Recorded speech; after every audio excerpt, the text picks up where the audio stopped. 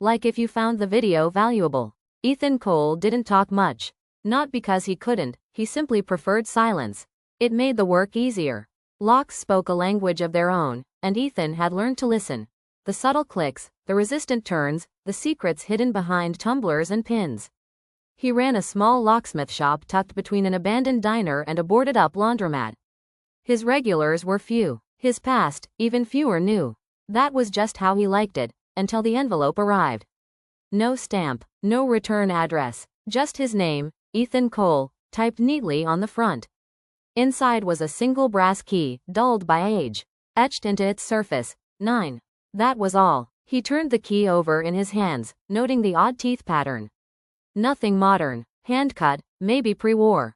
The metal was heavy and cold, humming faintly with a tension Ethan couldn't explain. That night, he couldn't sleep. He laid the key on the nightstand, but it called to him. Not in words, just a persistent sense of wrongness. Like something had been set in motion and was now waiting, watching. The next day, Ethan couldn't shake the itch in his mind.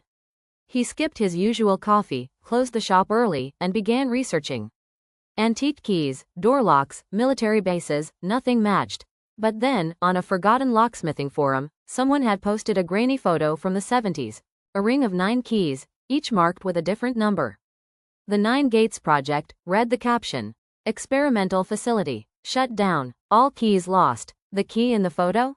Identical to his. That evening, someone knocked.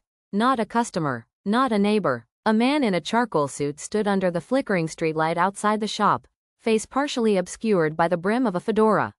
He didn't speak, just raised a small leather-bound notebook and tapped its cover.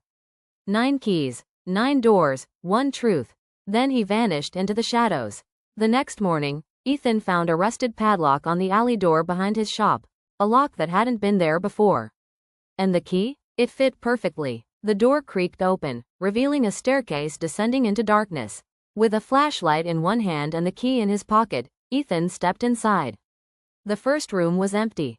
Just walls covered in old maps and a ticking metronome on a table. As he crossed the threshold, the door behind him slammed shut. No handle, no lock, no way out. Then the whispering began. 1 key opens 1 door. It wasn't spoken aloud. It came from inside his skull, like a memory he didn't own. Each room that followed was a puzzle. A test. Room 2 was filled with mirrors, but none reflected Ethan. Room 3 had a locked coffin. Room 4 smelled like burnt wires and whispered numbers. With each room, Ethan used the key again, and somehow, it fit each time. Room 8 was a hallway of photographs. Black and white stills of people he didn't know, except one. His own face, younger, eyes wide with terror, standing in front of a locked door. The 9th door. It stood at the end of a narrow corridor, iron-bound, weathered, breathing like a living thing.